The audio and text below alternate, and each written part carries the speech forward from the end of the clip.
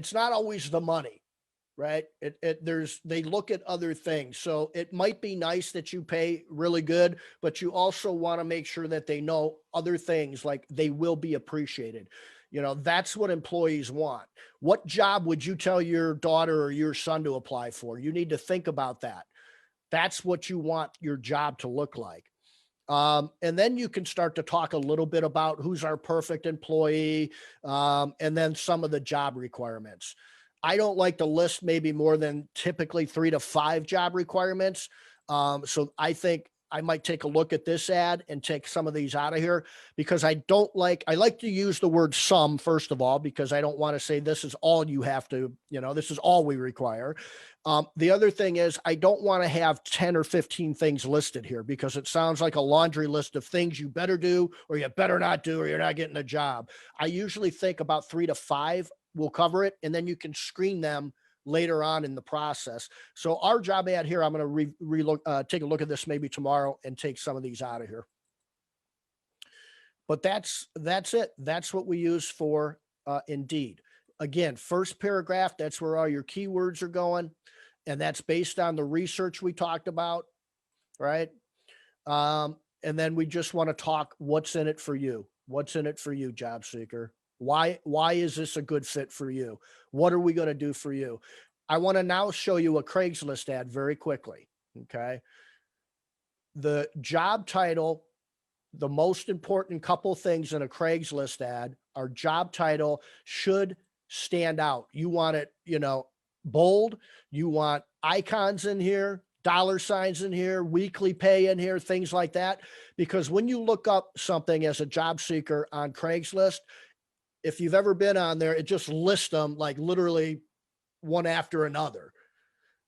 And so if yours just says general labor, click here, compared to general labor construction worker needed ASAP, amazing weekly pay, all these icons and that sort of thing. All you're doing here, it's like the old newspaper ad. You want it bold and you want it catching somebody's eye, because then they're going to click on it. So you need them to click on it. That's the first thing. The second thing you want to do is make sure that you have really cool looking images in here like this. That's a really pretty cool looking image in here.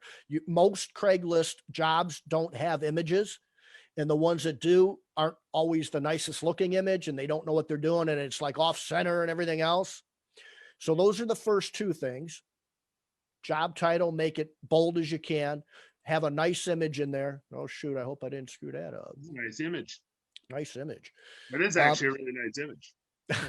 The next thing you want to do is make sure you have a hyperlink so that they can click on the job ad. That's really tricky in Craigslist, because you have to do it.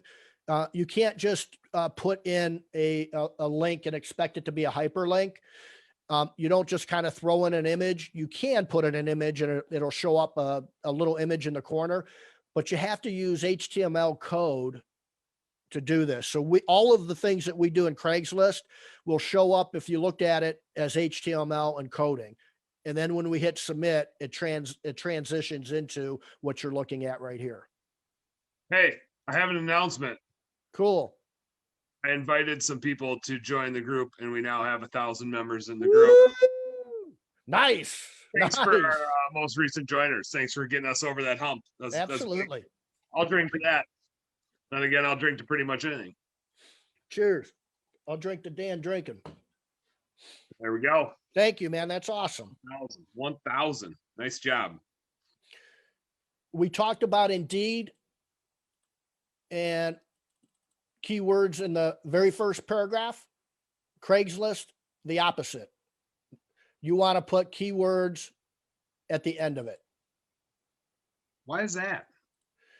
I don't know. That's just the way they do it. That's the way their algorithm works and the way that their platform works. I mean, I guess don't hate the play, I hate the game. And Indeed, if you were to go to Indeed and put this set of words in the first paragraph in Indeed and think that that's going to get you a lot of application flow, that's going to get you flagged and you're going to get closed out of Indeed. It's so, I mean, like, it's so funny, but it's so valuable to know, to know the intricacies of each thing, because if you have to hire multiple people, you can't find all of the A players you need just by like relying on the same thing. You talked about marketing earlier, and I've been talking with people about that. They're like, I want to double my business or triple my business. And I'm like, well, like, what are your top 5 marketing things? And they're like, well, I just wanted to like find 1 or 2 more. And I'm like, no, like the right customer for you is not all in the same place. Right. Like there's multiple right customers for you, and they're not all on Google, and they're not all on Facebook, and they're not all going to hear your radio ad, and they're not all going to be on Nextdoor. You gotta keep finding more things. Like, yeah, you might be able to get enough off of one source to get a little bit, but it's not going to grow you to 1 million. It might get you to 100 or 200,000, but it's not going to double or triple your business to get you where you need to go. And I feel like recruiting is the same way. If all you want to do is Indeed and do the free stuff and maybe boost a little bit, you're missing a huge segment of the market. And if you don't know these things, you're not going to be able to tap into the next best thing and the next thing and the next thing to find all of the A players that you need. Yep.